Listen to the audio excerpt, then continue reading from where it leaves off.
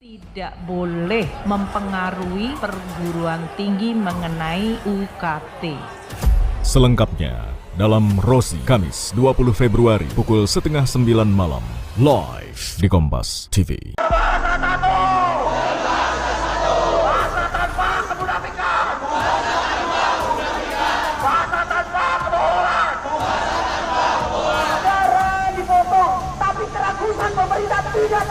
Langkah ini tidak boleh mempengaruhi perguruan tinggi mengenai UKT. Selengkapnya dalam Rosi Kamis 20 Februari pukul setengah 9 malam live di Kompas TV.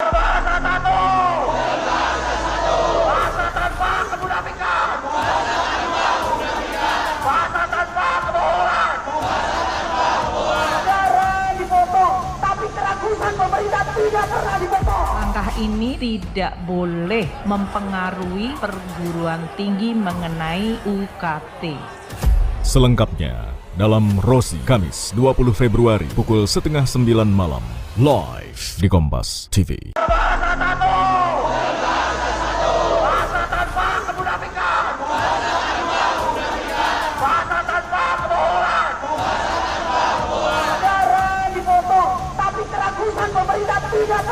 Langkah ini tidak boleh mempengaruhi perguruan tinggi mengenai UKT.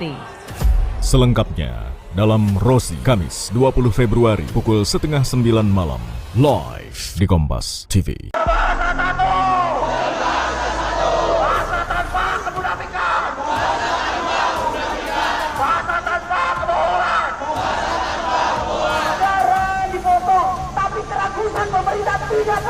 Langkah ini tidak boleh mempengaruhi perguruan tinggi mengenai UKT.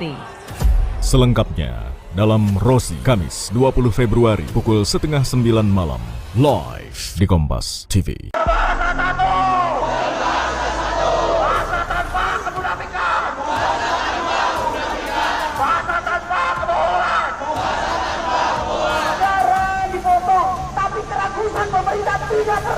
Langkah ini tidak boleh mempengaruhi perguruan tinggi mengenai UKT. Selengkapnya dalam Rosi Kamis 20 Februari pukul setengah 9 malam live di Kompas TV.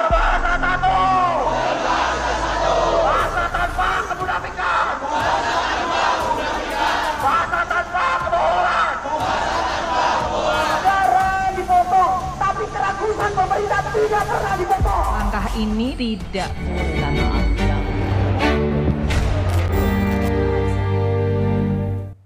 Terima kasih Anda masih di Rosi, disiarkan langsung dari Menara Kompas.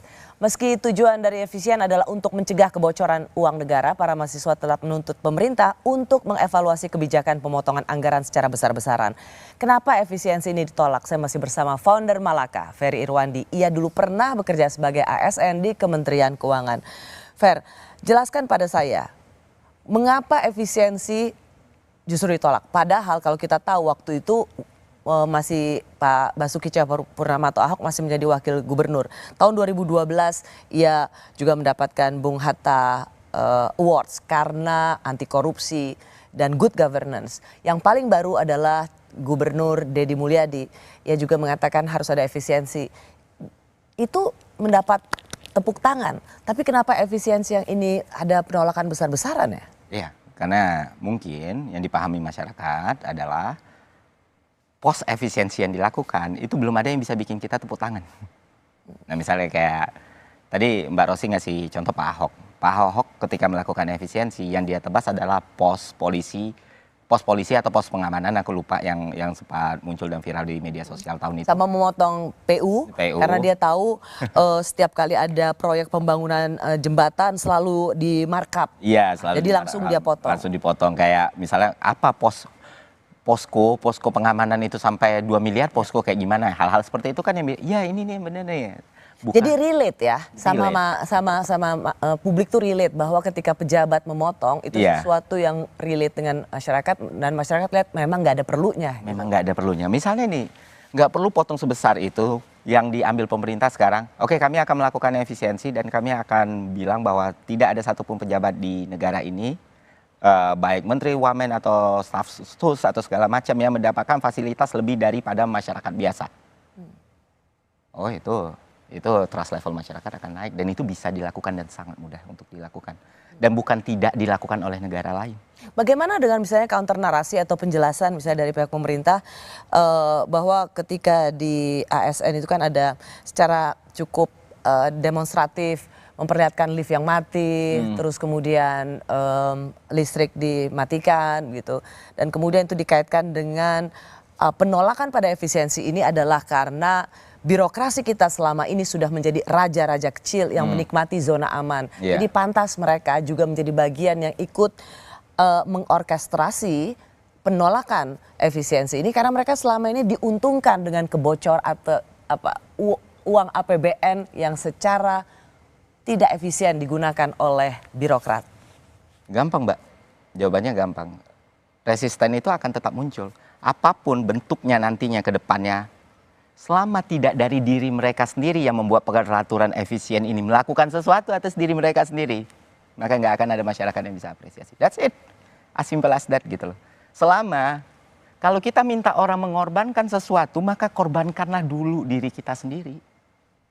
Sesimpel itu, itulah pemimpin. Itulah wakil. Ini yang saya tidak, it's not rocket science gitu loh. Untuk paham, jadi nggak perlu pemerintah mikir formula kayak gimana pun. Kita butuh efisiensi, kita sepakat, kita butuh efisiensi. Ini as simple as political will. Yang tidak dirasakan masyarakat sama sekali. Karena ketika kita sedang susah-susahnya, semua elemen dari birokrasi itu sedang susah-susahnya. Kita lihat di televisi, sedang karaoke pejabatnya, di fasilitas yang mewah. How can be masyarakat bisa menerima itu?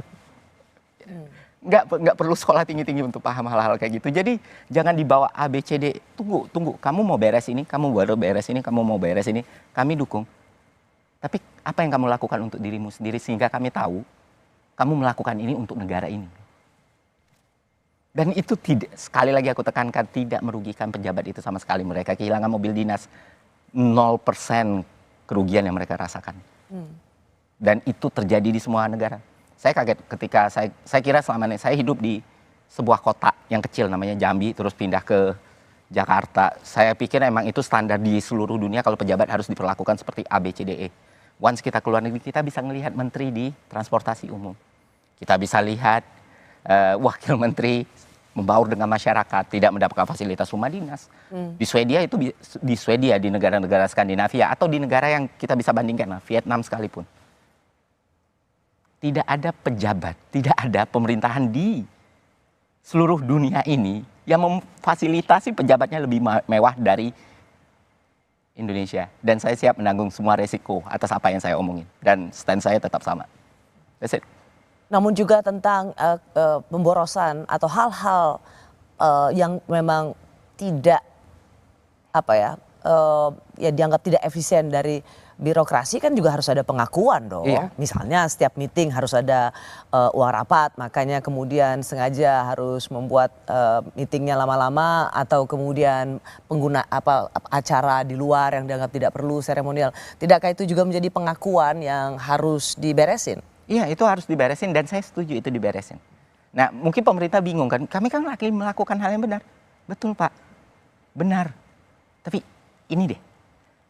Cuma lakuin yang tadi saya bilang, everything is done. Semua orang bisa nerima apapun kebijakan yang nantinya dibuat. Selama lakukan dulu untuk apa yang terlihat di publik. Selama political will-nya baik.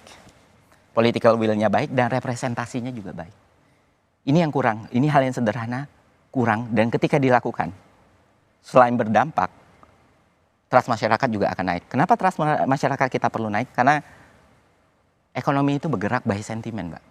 Kita ngomong market, kita ngomong sosial, kita ngomong psikologi. Dan kalau masyarakat tidak bisa punya sentimen yang positif, tidak bisa punya trust yang baik dengan government-nya, maka bahkan untuk kebijakan, proyek, dan peraturan yang bagus sekalipun, itu akan sulit diimplementasikan kalau nggak ada trust dari masyarakatnya. Poin yang sangat bagus sekali.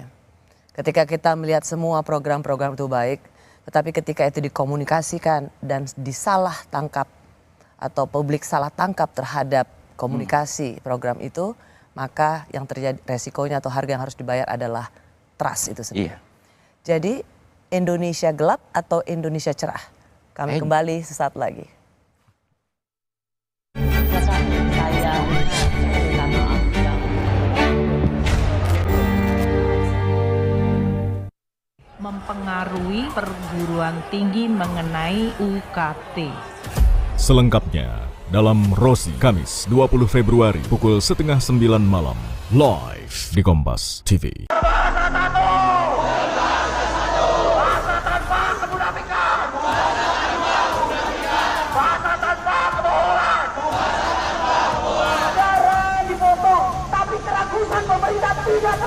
Langkah ini tidak boleh mempengaruhi perguruan tinggi mengenai UKT. Selengkapnya dalam Rosi Kamis 20 Februari pukul 8:30 malam live di Kompas TV.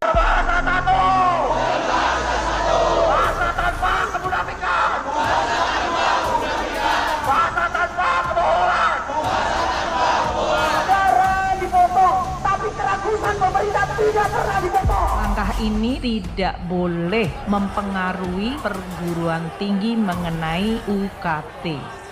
Selengkapnya dalam Rosi Kamis 20 Februari pukul 8:30 malam live di Kompas TV.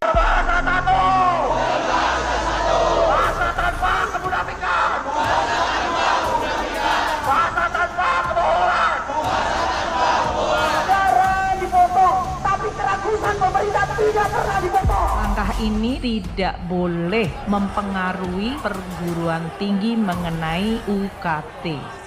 Selengkapnya dalam Rosi Kamis 20 Februari pukul 8:30 malam live di Kompas TV.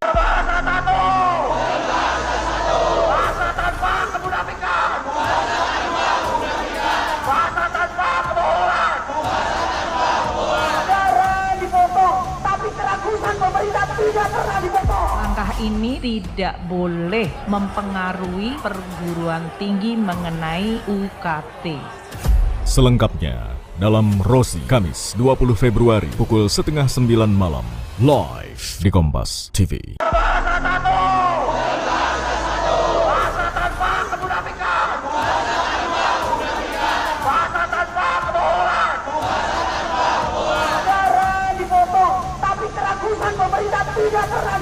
Langkah ini tidak boleh mempengaruhi perguruan tinggi mengenai UKT. Selengkapnya dalam Rosi Kamis 20 Februari pukul 8:30 malam live di Kompas TV.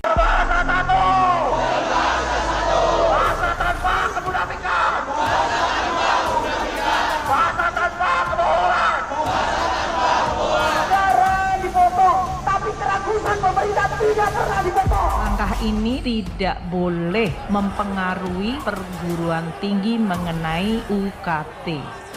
Selengkapnya dalam Rosi Kamis 20 Februari pukul 8:30 malam live di Kompas TV.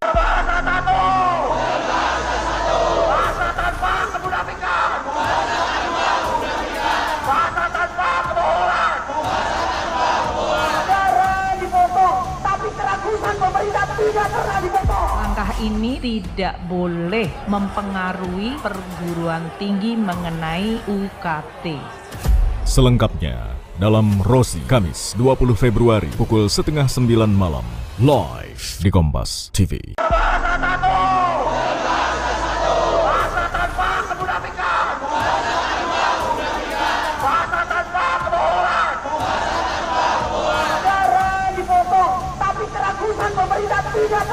Langkah ini tidak boleh mempengaruhi perguruan tinggi. Anda masih menyaksikan program Rosi yang disiarkan secara langsung dari Menara Kompas. Dan malam hari ini saya mengundang seorang founder Malaka, platform yang mempersiapkan generasi muda berpikir kritis dalam menghadapi kompleksitas dunia modern. Ia sendiri juga punya podcast yang memiliki follower lebih dari 1 juta pengikut. Ferry Irwandi. Fer, tadi kita sempat juga menyinggung soal apa pelajaran terbaik dari kemarahan publik soal kebijakan yang dianggap diambil dengan sembrono. 2 minggu yang lalu kita bicara soal LPG yang keputusannya secara mendadak membuat LPG itu sulit didapat dan itu menimbulkan kekacauan yang luar biasa. Minggu ini kita mendengar soal kebijakan yang kemungkinan bisa mempengaruhi uang kuliah dan itu membuat mahasiswa juga bergerak ke jalan. Meskipun sudah diklarifikasi tidak ada hubungannya efisiensi ini dengan kenaikan UKT. Tetapi ada pelajaran penting soal satu, jangan main-main dengan perut. LPG itu menyangkut asap menggebul di dapur dan juga jangan main-main soal urusan sekolah anak. What next? Apalagi yang harus diperhatikan untuk memberikan pelajaran? Jangan mengeluarkan kebijakan yang tanpa